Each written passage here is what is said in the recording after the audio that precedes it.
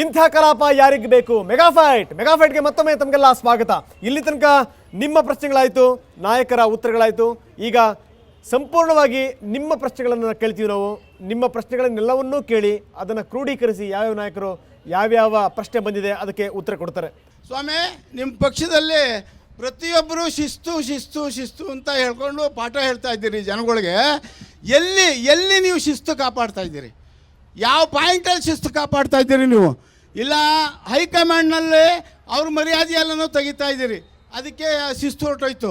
ಇಲ್ಲಿ ಲೋ ಕಮಾಂಡ್ನಲ್ಲಿ ಶಿಸ್ತಿಲ್ಲ.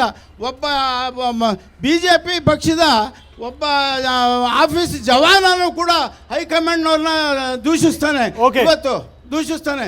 ನಿಮ್ಮ ಇವರು ಯಾರು ರಾಷ್ಟ್ರೀಯ ಅಧ್ಯಕ್ಷರು ಈಶ್ವರಪ್ಪನವ್ರ ಮೇಲೆ ಯಡಿಯೂರಪ್ಪನವರು ಇವನಿಂದಾನೇ ನಾನು ಜೈಲಿಗೆ ಹೋದೆ ಅಂತ ಓಪನ್ ಆಗಿ ಹೇಳಿದ್ರು. ಅವನ ಮೇಲೆ ಆಕ್ಷನ್ ತಗೊಳ್ಳಿಲ್ಲ ನೀವು. ಯಾರೋ ಬೇರೆ ಏನ್ ಮಾತಾಡ್ತಾರೆ ಅವ್ರ ಮೇಲೆ ಆಕ್ಷನ್ ತಗೋತೀನಿ ಅಂತ ಈಶ್ವರಪ್ಪನವ್ರು ಹೇಳ್ತಾರೆ. ಎಲ್ಲಿದೆ ನಿಮ್ದು ಶಿಸ್ತು? ನಮ್ಮ ಪಕ್ಷದಲ್ಲಿ ಶಿಸ್ತು ಕಡಿಮೆ ಆಗಿದೆ ಅನ್ನುವಂಥದ್ದು ನಿಮಗೆಲ್ರಿಗೂ ಗೊತ್ತಿರೋ ಸಂಗತಿ, ನಮಗೂ ಗೊತ್ತಿರೋಂಥ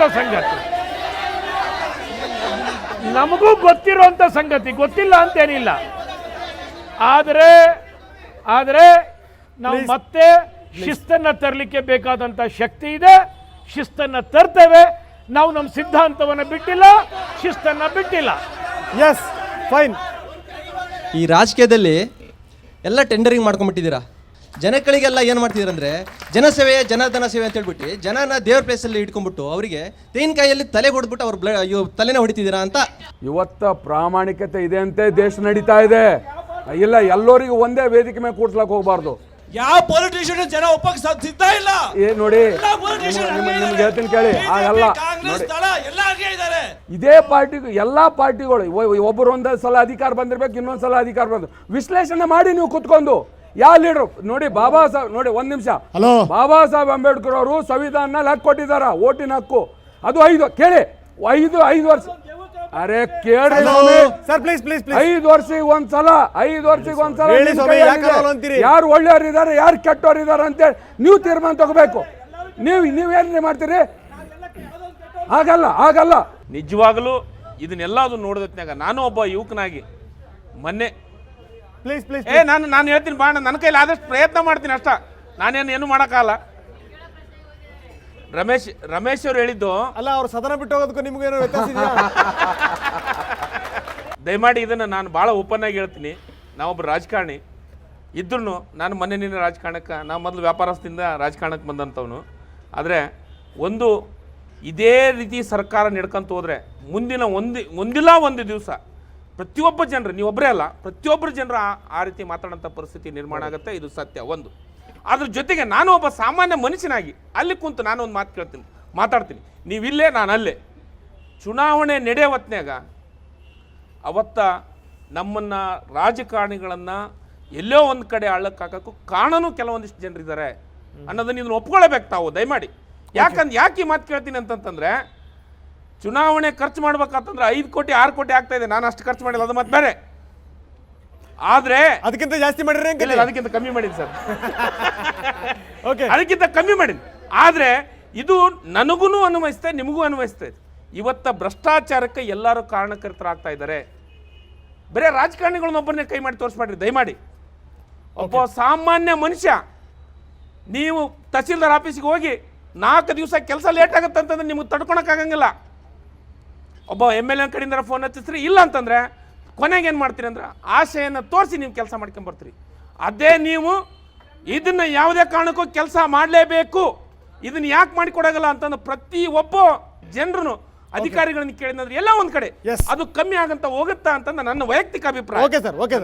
ಇವತ್ತು ಒಂದು ಅಸಹ್ಯವಾದ ಒಂದು ಘಟನೆ ನಡೀತಿದೆ ಸದನದಲ್ಲಿ. ಏನಪ್ಪ ಅಂದರೆ, ಶಾಲೆಗೆ ಮಾಸ್ಟ್ರು ಹೋದಾಗ ಕ್ಲಾಸಸ್ ನಡೀತದೆ. ನಮಗೆ ಚಿಕ್ಕದಲ್ಲಿ ಪಾಠ ಹೇಳ್ಕೊಡ್ತಾಯಿದ್ರು. ಸ್ಪೀಕರ್ ಅಂದರೆ ಏನು ಅಂದರೆ, ಆ ಶಾಲೆಗೆ ಒಬ್ಬ ಮಾಸ್ಟ್ರ್ ಇದ್ದಂಗೆ, ಅವ್ರು ಹೆಂಗೆ ನಡ್ಸ್ಕೊಂಡು ಹೋಗ್ತಾರೆ ಆ ಥರ ಸೆಷನ್ ನಡೀತದೆ ಅಂತ. ಆದರೆ ವಿಚಿತ್ರವಾದ ಸನ್ನಿವೇಶ ಏನಪ್ಪ ಅಂತಂದರೆ, ಇವತ್ತು ಬೋಪಯ್ಯನವರು ಸೆಷನ್ಸ್ಗೆ ಹೋಗಿಲ್ಲ. ಇದೆಂಥ ಆಶ್ಚರ್ಯ! ಇದೆಂಥ ಅವರು ಯಾವ ಕಮಿಟ್ಮೆಂಟ್ ಇದೆ ಅವರಿಗೆ ಸೆಷನ್ಸ್ ಬಗ್ಗೆ? ದಯವಿಟ್ಟು BJP ಮುಖಂಡರಂತ ನೀವೆಂತಲ್ಲ, ಎಲ್ಲರೂ ಇದನ್ನು ಸ್ವಲ್ಪ ಯೋಚನೆ ಮಾಡಿ ನಮಗೆ ಉತ್ತರ ಕೊಡಬೇಕು. ಮೂವರು ಯೂಸ್ ಮಾಡಿದ್ರಿ ನೈತಿಕ ಹೊಣೆ ಅಂತ. ನೈತಿಕ ಹೊಣೆ ಇವಾಗ ಎಷ್ಟು ಮಟ್ಟಿಗೆ ಇದೆ ಅಂದರೆ ಚೈನಾ ಶಿಕ್ಷಣ ವ್ಯವಸ್ಥೆಯಲ್ಲಿ ನಂಬರ್ 1 ಆಗಿದೆ. ನಮ್ಮ ದೇಶ 72ನೇ ಸ್ಥಾನದಲ್ಲಿದೆ. ಮಕ್ಕಳ ಬೌದ್ಧಿಕ ಮಟ್ಟವನ್ನು ಅಳತೆ ಮಾಡೋದ್ರಲ್ಲಿ 72ನೇ ಸ್ಥಾನದಲ್ಲಿದೆ. ಇದಕ್ಕೆ ನಿಮ್ಮ ಮೂವರಲ್ಲಿ ಆ ನೈತಿಕತೆ ಯಾರು ಒದ್ಕೊಂತೀರ ನೈತಿಕ ಹೊಣೆ? ವಿಧಾನಸೌಧದ ಮುಂದೆ ಒಂದ್ಸಲ ನಡ್ಕೊಂಡು ಹೋದರೆ ಸರ್ಕಾರದ ಕೆಲಸ ದೇವ್ರ ಕೆಲಸ ಅಂತ ಬರೆದಿಟ್ಟಿದ್ದೀರ, ಅದನ್ನ ಥರ ನಡ್ಕೊಳೋ ಥರ at least all the 3 parties should try at least once. Kumaraswamy ಅವರು CM ಆದಾಗ ರೈತರು ಮಾಡಿರೋ ಕೆಲಸ ಎಲ್ರಿಗೂ ಗೊತ್ತಿದೆ ಸರ್. ದೇವೇಗೌಡರ ವ್ಯಕ್ತಿತ್ವ ಎಲ್ರಿಗೂ ಗೊತ್ತಿದೆ. ಹಂಗೆ ಯಡಿಯೂರಪ್ಪನವರ ವ್ಯಕ್ತಿತ್ವನೂ ಎಲ್ರಿಗೂ ಗೊತ್ತಿದೆ. ಹಾಗೆ ನಮ್ಮ ಇಂಡಿಪೆಂಡೆನ್ಸ್ ಆಗಿರೋ ಶಿವರಾಜ್ ಅವರು ಎಲ್ಲಿ ಸಪೋರ್ಟ್ ಮಾಡಿ BJPಗೆ ಹೆಲ್ಪ್ ಮಾಡಿದ್ದಾರೆ. The should all get together and run the government instead of stopping it. ಸಾರ್ವಜನಿಕರಿಗೆ ಬೇಕಾಗಿರೋದು ಆಡಳಿತ ಪಕ್ಷ ಅಥವಾ ವಿರೋಧ ಪಕ್ಷಕ್ಕೆ ಫೈಟಿಂಗ್ ಅಲ್ಲ. ಸದನದಲ್ಲಿ ಬಂದು ಕೂತ್ಕೋತಾರೆ, ಮೇಜರ್ ಅಪೋಸಿಷನ್ ಲೀಡರ್ಸರ ಆಗಲಿ ಆಡಳಿತ ಪಕ್ಷ ನಿದ್ದೆ ಮಾಡ್ತಾ ಇರ್ತಾರೆ. ರಾತ್ರಿ ಹೊತ್ತು ಏನು ಮಾಡ್ತಾರೆ ಅವರು? ತುಂಬ ಹಿಂದಿನ ಕಾಲದಲ್ಲಿ ನೀವು ತೊಗೊಂಡ್ರೆ ಮಹಾರಾಜರು ರಾತ್ರಿ ಹೊತ್ತು ವಿಹಾರಕ್ಕೆ ಹೋಗ್ತಾ ಇದ್ರಂತೆ ಮಾರುವೇಷದಲ್ಲಿ. ಇವ್ರು ಎಲ್ಲೆಲ್ಲಿ ಹೋಗಿದ್ದಾರೆ?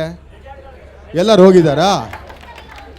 ನೀವು ನೋಡಿ, ನೆನ್ನೆ ಟಿವಿನಲ್ಲಿ ತೋರಿಸಿದಾಗ ಸಿದ್ದರಾಮಯ್ಯ ಅವರು ಅವ್ರು ನಿದ್ದೆ ಮಾಡ್ತಾಯಿದ್ರು, ಪಾಪ ಏನೇನ್ ತೊಂದರೆಗಳು ರೇವಣ್ಣ ಅವರು ಅವ್ರು ನಿದ್ದೆ ಮಾಡ್ತಾಯಿದ್ರು. ಅಲ್ಲ ಅಂದರೆ ನಾವು ಹೇಳೋದು ಜನರ ಪ್ರತಿನಿಧಿಯಾಗಿ ಅಂತ ಅಲ್ಲಿ ಕಳಿಸಿದ ಮೇಲೆ, ಜನರ ಪ್ರತಿನಿಧಿ ಅಂತ ಹೇಳ್ಬಿಟ್ಟು ನಾವು ಅವ್ರನ್ನ ಎಲೆಕ್ಟ್ ಮಾಡಿ ಕಳಿಸಿದ ಮೇಲೆ ಅವರು ರಾತ್ರಿ ನಿದ್ದೆ ಮಾಡ್ತಾರ ಅಥವಾ ನಿದ್ದೆ ಮಾಡಲಿಲ್ಲ ಅಂದರೆ ಪ್ರಜೆಗಳಿಗೋಸ್ಕರ ಏನಾರು ಕೆಲಸ ಮಾಡ್ತಾ ಇದ್ದಾರಾ? ಓಕೆ ಇಲ್ಲ.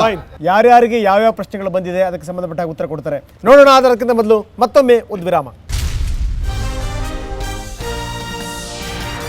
ಒಳ್ಳೆ ಕಾರ್ಯಕಲಾಪ ನಡಿಬೇಕು. ಅದಕ್ಕೆ ಆಡಳಿತ ಪಕ್ಷ ಅನ್ನೋದಲ್ಲ, ಸಂಪೂರ್ಣ ಸಹಕಾರ ಮಾಡಬೇಕು. 2 ವರ್ಷಕ್ಕೆ 3 ವರ್ಷಕ್ಕೆ ಚುನಾವಣೆ ನಡೆಯಕ್ಕೆ ಪ್ರಾರಂಭ ಆಯಿತು ಅಂತಂದರೆ ನಾಳೆ ಸೂಟ್ ಕೇಸ್ಗಳ ಸಾಮ್ರಾಜ್ಯ ನಿರ್ಮಾಣ ಆಗುತ್ತೆ.